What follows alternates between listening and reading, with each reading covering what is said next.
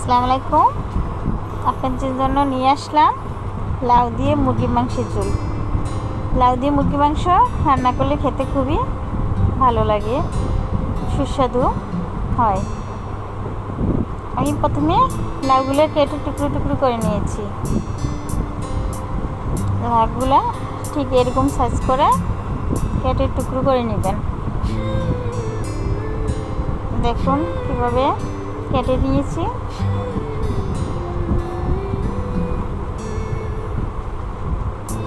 এমনভাবে কাটতে হবে যে এত বড় না ছোট না।